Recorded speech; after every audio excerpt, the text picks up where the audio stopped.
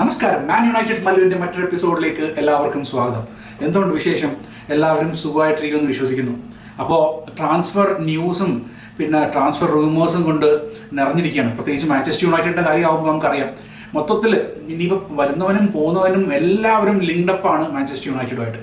നമ്മുടെ ഈ വരാൻ പോകുന്ന സമ്മർ ട്രാൻസ്ഫർ വിൻഡോ എന്ന് പറഞ്ഞാൽ ഈ അടുത്ത സമീപകാലത്തെ ഏറ്റവും ഇമ്പോർട്ടൻ്റ് ആയിട്ടുള്ള ഒരു ട്രാൻസ്ഫർ വിൻഡോ തന്നെ ആയിരിക്കും. ഇതിനു മുമ്പ് നമ്മൾ പല ട്രാൻസ്ഫർ വിൻഡോസും കണ്ടിട്ടുണ്ട്. വളരെ മികച്ചതായിട്ടുള്ള പ്ലെയേഴ്സിനെ സെലക്ട് ചെയ്തത് അല്ലെങ്കിൽ മോശപ്പെട്ട പ്ലെയേഴ്സിനെ കൊണ്ടുവന്നൊക്കെ ആയിട്ടുള്ള ട്രാൻസ്ഫർ വിൻഡോസൊക്കെ നമ്മൾ ഒത്തിരി കണ്ടിട്ടുണ്ട്. പക്ഷേ ഈ വരാൻ പോകുന്ന ട്രാൻസ്ഫർ വിൻഡോ എന്ന് പറഞ്ഞാൽ നമ്മുടെ എന്താ പറയുക, ഫ്യൂച്ചറിനെ തന്നെ മാറ്റിമറിക്കാൻ പ്രാപ്തിയുള്ള ഒരു ട്രാൻസ്ഫർ വിൻഡോ തന്നെ ആയിരിക്കും എന്നാണ് എനിക്ക് തോന്നുന്നത്. അപ്പം ഒത്തിരിയധികം പ്ലെയേഴ്സിനെ നമ്മൾ സൈൻ ചെയ്യാനായിട്ട് നോക്കുന്നുണ്ട്. പ്രത്യേകിച്ച് എനിക്ക് തോന്നുന്നൊരു 4-5 പ്ലെയേഴ്സ് ഉറപ്പായിട്ടും കാണും. പക്ഷേ ആ ഒരു സാഹചര്യത്തിൽ ഏറ്റവും ഇമ്പോർട്ടൻ്റ് ആയിട്ടുള്ള മറ്റൊരു കാര്യം എന്ന് പറഞ്ഞാൽ നമ്മുടെ ടീമിൽ പ്ലെയേഴ്സിനെ റിലീസ് ചെയ്യുന്നതിലും ഉണ്ട്. സെല്ല് ചെയ്യുന്നതും അല്ലെങ്കിൽ പ്ലെയേഴ്സിനെ എന്താ പറയുക ലോണിലോട്ട് വിടുന്നത്, അങ്ങനത്തെയുള്ള കാര്യങ്ങളും ഈ ഒരു ടൈമിൽ ഇമ്പോർട്ടൻ്റ് ആയിട്ടുള്ളൊരു സംഭവമാണ്. അപ്പോൾ നമ്മൾ ഇന്നിവിടെ ഡിസ്കസ് ചെയ്യാൻ പോകുന്ന കാര്യം എന്ന് വെച്ച് പറഞ്ഞാൽ സെൽ ഓർ കീപ്പ്. അപ്പം നമ്മൾ കുറച്ച് പ്ലെയേഴ്സിൻ്റെ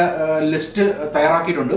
ഇതിനകത്ത് 1-2 പേരുകൾ നിങ്ങളുടെ ഇടയ്ക്ക് ചിലപ്പോൾ അതൊരു ഡിവൈഡഡ് ഒപ്പീനിയൻസ് വരാനായിട്ടുള്ള സാധ്യതയുള്ള പേരുകളും ഈ കൂട്ടത്തിൽ ഉണ്ട്. അപ്പോൾ നമുക്ക് എന്തായാലും ആ കീപ്പ് ഓർ സെൽ എന്താണെന്ന് വെച്ചാൽ നമുക്ക് അതിലേക്ക് പോകാം. ഓക്കെ, സോ വീഡിയോ തുടങ്ങുന്നതിന് മുമ്പ് ഒരു റിക്വസ്റ്റ് ഉണ്ട്. നമ്മുടെ ചാനൽ വാച്ച് ചെയ്യുന്ന നിങ്ങൾ ആരെങ്കിലും ഈ ചാനൽ സബ്സ്ക്രൈബ് ചെയ്തിട്ടില്ലെങ്കിൽ I request you to please subscribe to the channel. പിന്നെ നമ്മുടെ ഈ വീഡിയോയ്ക്ക് ഒരു ലൈക്കും കൂടെ തരണം എന്ന് റിക്വസ്റ്റ് ചെയ്യുന്നു. Okay, so let's get on to the show.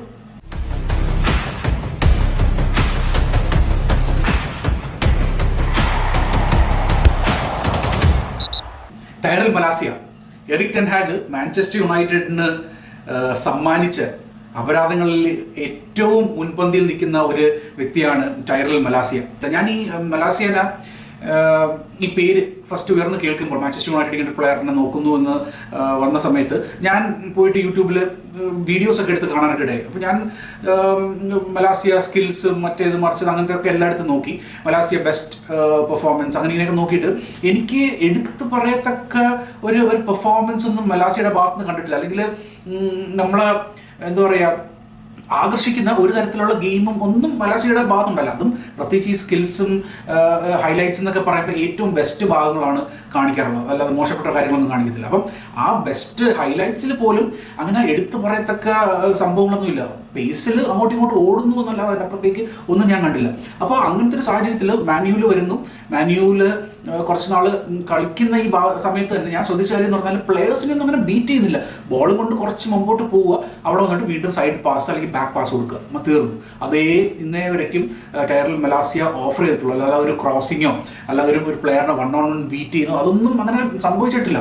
അപ്പം നമ്മുടെ ഈ ഒരു ട്രാൻസ്ഫർ ഇതിൽ സമ്മറിൽ വരുന്നതിൽ ഈ പ്ലെയർ കീപ്പ് ഓർ സെൽ, ഞാൻ പറയും 100% സെൽ മതി. ടൈറൽ മലാസിയയുടെ സേവനങ്ങൾ എന്തായാലും നമുക്ക് മതി. So we wish him the best in this future endeavours. അത് മാത്രമേ പറയാനായിട്ടുള്ളൂ. Andre Onana and Altay Bayindir Manchester യുണൈറ്റഡിൻ്റെ number 1 and number 2 goalkeeper ആയിരുന്നു ഇവർ രണ്ടുപേരും കഴിഞ്ഞ സീസണിൽ. നമ്മൾ പ്രീമിയർ ലീഗിൻ്റെ കഴിഞ്ഞ സീസൺ മൊത്തത്തിൽ എടുത്ത് നോക്കി കഴിഞ്ഞാൽ the worst number 1, the worst number 2, ഇത് രണ്ടിൻ്റെയും അവാർഡ് കൊടുക്കണമെങ്കിൽ ഇവർക്ക് കൊടുക്കണം ആ അവാർഡ്. അല്ലാതെ വേറെ ഒന്നും പറയാനില്ല.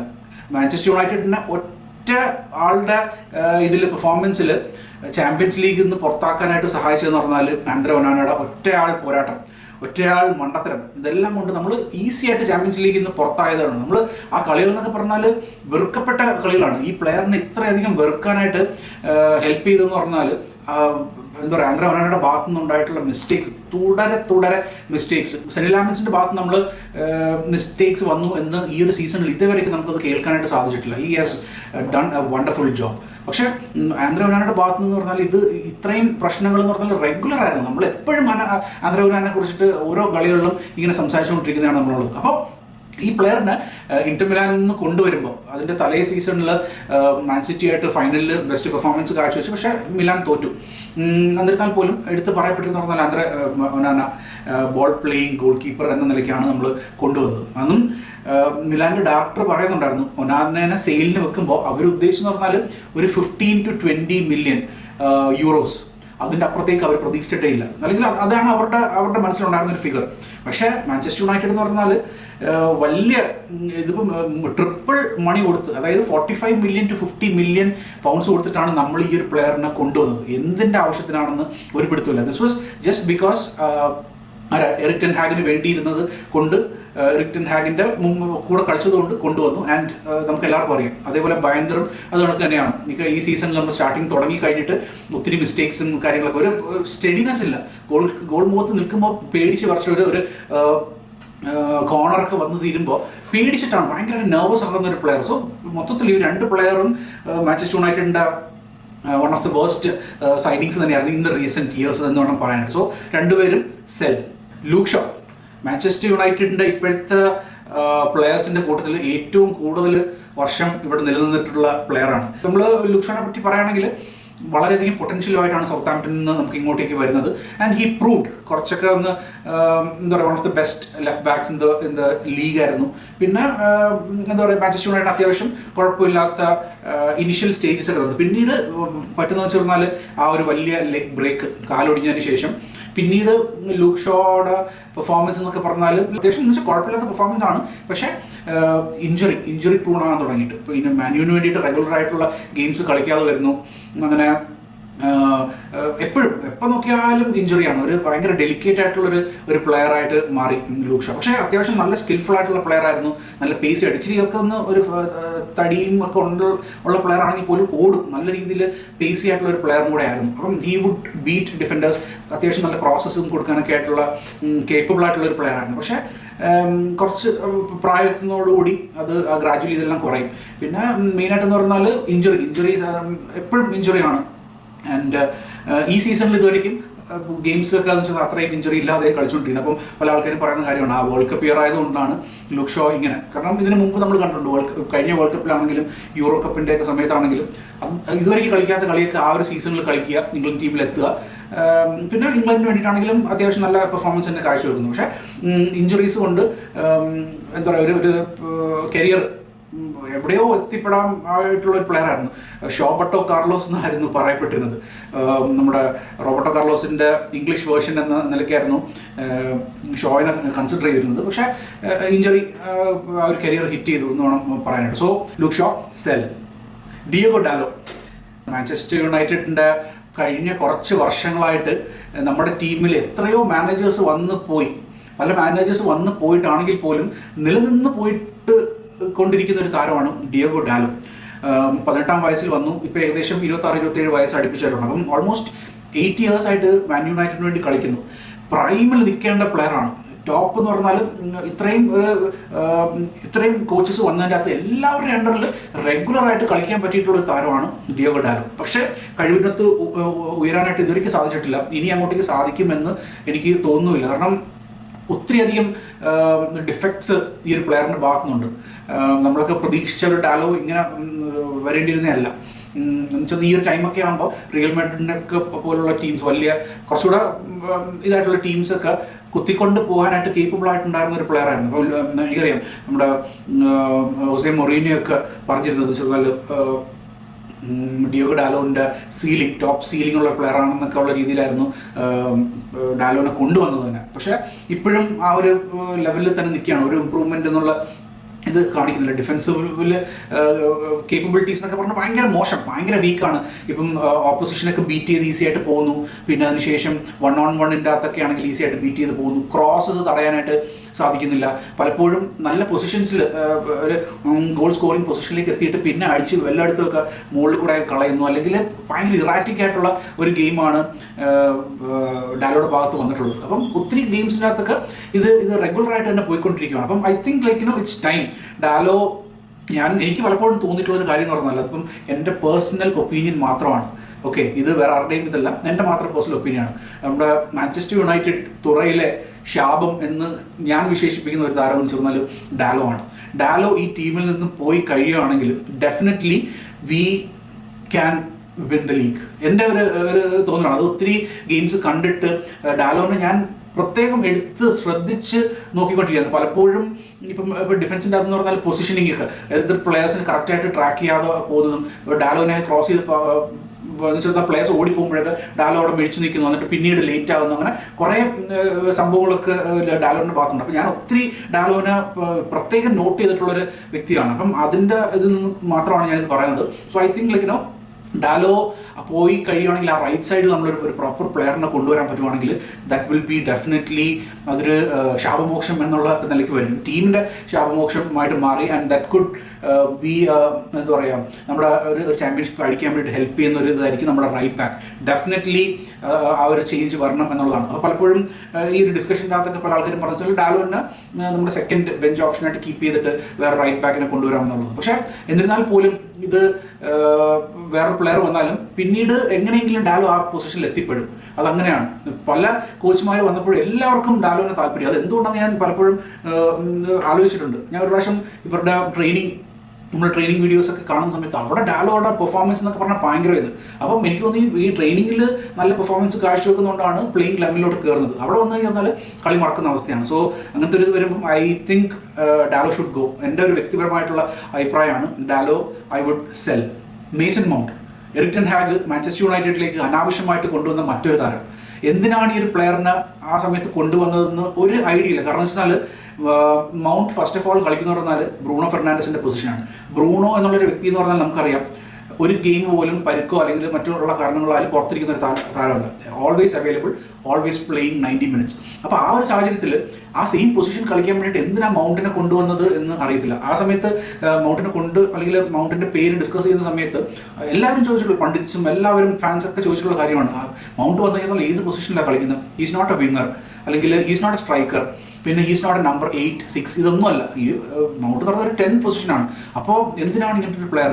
അതും ചെൽസിയുടെ ഇതിൽ ലാസ്റ്റ് സീസണാണ്.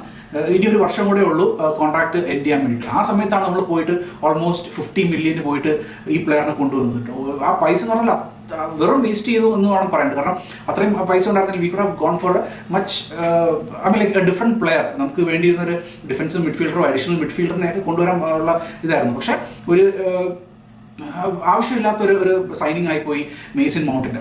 മൗണ്ട് വന്നു കഴിഞ്ഞു, ഫാൻസിൻ്റെ ഇടയ്ക്കാണെങ്കിലും പ്ലേയേഴ്സിൻ്റെ ഇടയ്ക്കാണെങ്കിലും എല്ലാവർക്കും ഭയങ്കരമായിട്ട് താല്പര്യം ഇഷ്ടമുള്ളൊരു പ്ലെയർ തന്നെയാണ് മൗണ്ട്.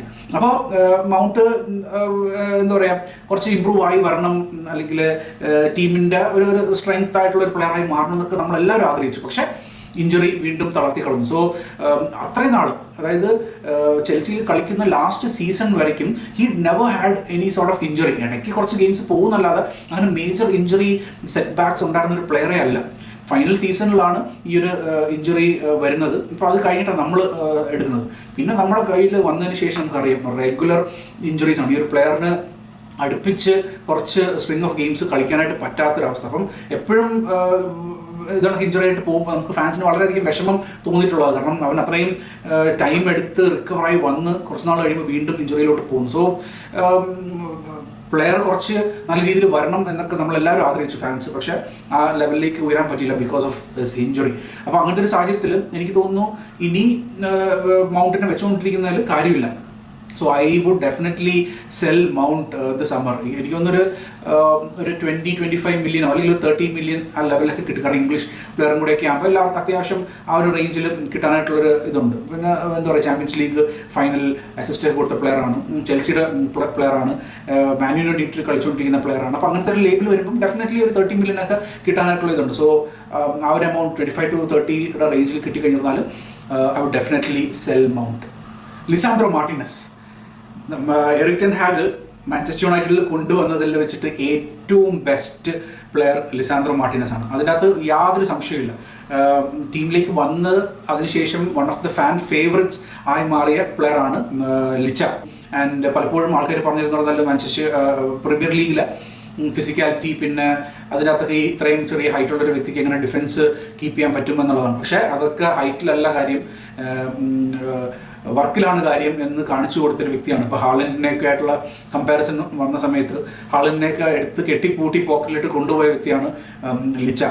അപ്പോൾ പെർഫോമൻസ് വൈസ് നല്ല രീതിയിലുള്ള ഇത് കാഴ്ചവെച്ചു. ആൻഡ് ഞാൻ പറഞ്ഞ പോലെ ഫാൻ ഫേവറേറ്റ് ആണ്. പക്ഷേ പ്രശ്നം എന്ന് വെച്ചാൽ ഇതാണ്, അതായത് ഇഞ്ചുറി റെഗുലറായിട്ട് നമുക്ക് വേണ്ടിയിട്ടൊരു പെർഫോമൻസ് സ്ട്രിങ് ഓഫ് പെർഫോമൻസസ് കാഴ്ചവെക്കാനായിട്ട് പറ്റുന്നില്ല. കുറച്ച് കളിക്കും, പിന്നെയും ഇഞ്ചോർഡ് ആവും.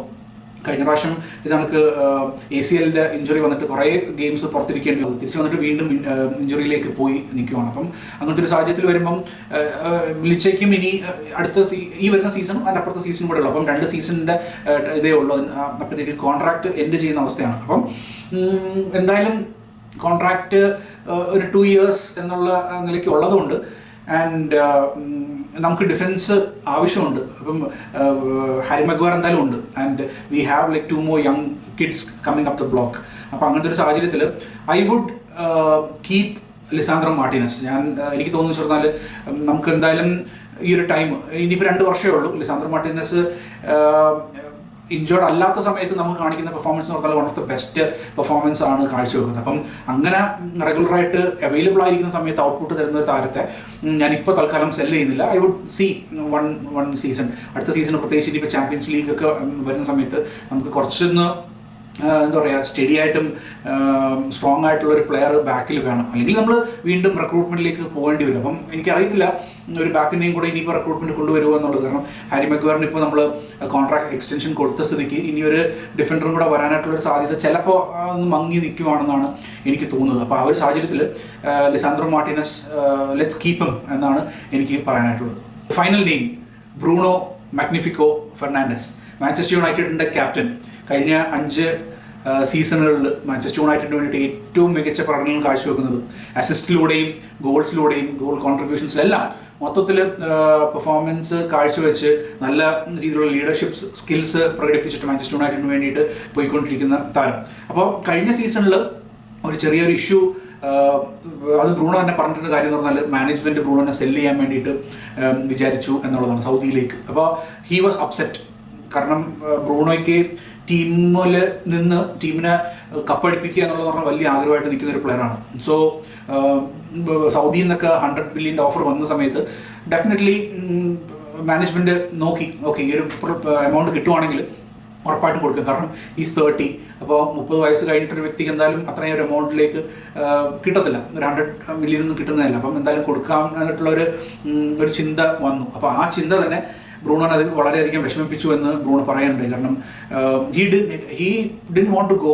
കാരണം ഇവിടെ ബാക്കിയുണ്ട്, ഇനിയും കൊടുക്കാനായിട്ട് ബാക്കിയുണ്ട് എന്ന് ബ്രൂണോ മനസ്സിൽ വെച്ചിരിക്കുകയാണ്. അപ്പം കഴിഞ്ഞ ഈ സീസണിൽ തന്നെ അമറോമിൻ്റെ അണ്ടറിൽ ബ്രൂണോനെ ഈ ഡബിൾ പിവറ്റിൽ കൊണ്ടുവന്നിട്ട് കളിപ്പിച്ചു. And that was not his natural position. എന്നിരുന്നാൽ പോലും അങ്ങനെ കളിക്കുന്ന സമയത്താണെങ്കിൽ പോലും ഹി ട്രൈഡ് ഹിസ് ബെസ്റ്റ്. അപ്പം അങ്ങനെ ഡീപ്പിൽ നിന്ന് കളിക്കുന്ന സമയത്താണെങ്കിൽ പോലും ഹി വാസ് ഗിവിങ് അസിസ്റ്റും ഗോളുകളും ഒക്കെ ആ സമയത്തും ബ്രൂണോ നേടുന്നുണ്ടായിരുന്നു.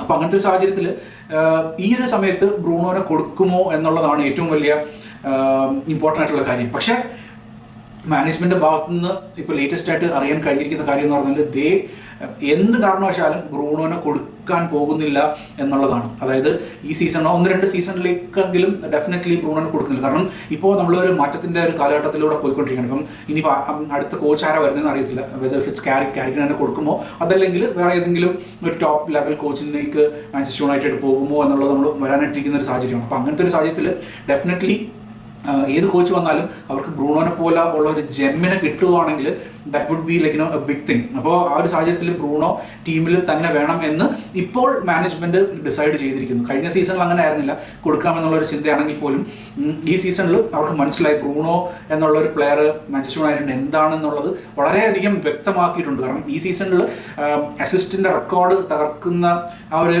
ലെവലിലേക്ക് പോയിക്കൊണ്ടിരിക്കുകയാണ് ബ്രൂണോ. സോ അങ്ങനത്തെ ഒരു സാഹചര്യത്തിൽ ബ്രൂണോനെ പോലൊരു പ്ലെയറിനെ കൊടുത്തു കഴിഞ്ഞാൽ വീണ്ടും നമ്മൾ ഒന്നേന്ന് തുടങ്ങുന്ന ഒരു അവസ്ഥയിലേക്ക് എത്തും എന്നുള്ളതാണ് എനിക്ക് തോന്നുന്നത്. ബിക്കോസ് വി നീഡ് ബ്രൂണോ എന്ന് പറയുന്നത് എനിക്ക് തോന്നിയിട്ടുള്ളതെന്ന് വെച്ച് പറഞ്ഞാൽ ഈ ലൂക്ക മോഡ്രിച്ചിൻ്റെ കാറ്റഗറിയാണ് ബ്രൂണോ ഫെർണാണ്ടസ്. കാരണം ലൂക്ക മോഡ്രിച്ചൊക്കെ 40 വയസ്സിൽ ഇപ്പോൾ 41 വയസ്സ് നിൽക്കുകയാണ്, ഇപ്പോഴും കളിച്ചുകൊണ്ടിരിക്കുക. അപ്പം ബ്രൂണോയുടെ ആ ഫിസിക്കൽ സ്റ്റേച്ചർ എന്നൊക്കെ പറഞ്ഞാൽ ലൂക്ക മോഡ്രിച്ചിനെ പോലെയാണ്. ഇനിയും എനിക്ക് തോന്നുന്നു 8-9 വർഷമൊക്കെ ഈസി ആയിട്ട് ഒരു 40 വയസ്സ് വരെ ബ്രൂണോയ്ക്ക് ഡെഫിനറ്റ്ലി കളിക്കാൻ പറ്റും. പക്ഷേ 40 വയസ്സും നമുക്ക് വേണ്ടി കളിക്കണം എന്നില്ല. പക്ഷേ അറ്റ്ലീസ്റ്റ് ഒരു 2-3 years ആണെങ്കിൽ പോലും he can definitely play for Manchester United. അടുത്തൊരു 2-3 വർഷമെങ്കിലും ബ്രൂണോയ്ക്ക് ഇവിടെ കളിക്കാൻ പറ്റും എന്നാണ് എനിക്ക് തോന്നുന്നത്. Or at least till 35. ഇപ്പോൾ 31 ആണ്. സോ ടിൽ 35 ബ്രൂണോയ്ക്ക് കളിക്കാൻ പറ്റുവാണെങ്കിൽ that will be great. His output would be like he's already a legend at Manchester United. എനിക്ക് ഉറപ്പാണ്. ആൻഡ് ഈ ഒരു ടൈമിൽ തന്നെ ഉറപ്പായിട്ട് മാഞ്ചസ്റ്റർ യുണൈറ്റഡിന് കപ്പ് അടിപ്പിക്കാനായിട്ട്, പ്രീമിയർ ലീഗ് ടൈറ്റിൽ അടിപ്പിക്കാനായിട്ട് പറ്റുന്ന ഒരു പ്ലെയർ തന്നെയാണ് ബ്രൂണോ ഫെർണാണ്ടസ്. ഇനിയിപ്പോൾ നമുക്ക് മിഡ്ഫീൽഡേഴ്സൊക്കെ പ്രോപ്പറായിട്ട് എന്താ പറയുക, കറക്റ്റായിട്ടുള്ള മിഡ്ഫീൽഡേഴ്സൊക്കെ നമുക്ക് വന്നു കഴിയുമ്പോൾ ബ്രൂണോ കുറച്ചുകൂടെ ഫ്രീ ആവുകയാണ് ചെയ്യുന്നത്. സോ അങ്ങനത്തെ ഒരു സാഹചര്യത്തിൽ വരുമ്പോൾ ബ്രൂണോയുടെ മൂർധന്യമായിട്ടുള്ള എന്താ പറയുക മൂർത്തി രൂപം നമുക്ക് കാണാൻ പറ്റും എന്നുള്ളതാണ് എൻ്റെ വിശ്വാസം. Okay, so Bruno I will definitely keep 100%. So എന്താ നിങ്ങളുടെ അഭിപ്രായം? നിങ്ങൾ ഈ ഒരു ലിസ്റ്റിലുള്ള പ്ലെയേഴ്സിൽ ആരെങ്കിലും കീപ്പ് അല്ലെങ്കിൽ സെൽ, ഇതിനകത്ത് എൻ്റെ ഇതല്ലാതെ നിങ്ങൾക്ക് എന്താണ് പേഴ്സണലായിട്ട് തോന്നിയിട്ടുള്ളത്? Kindly put in the comment section. Okay, so ഈ വീഡിയോയ്ക്ക് ഒരു ലൈക്ക് ഇപ്പം തന്നെ തരണം എന്ന് നിങ്ങളോട് റിക്വസ്റ്റ് ചെയ്യുന്നു. ചാനൽ സബ്സ്ക്രൈബ് ചെയ്യാത്തവർ please subscribe to the channel. Okay, so thank you so much for watching. Keep supporting. Take care. By.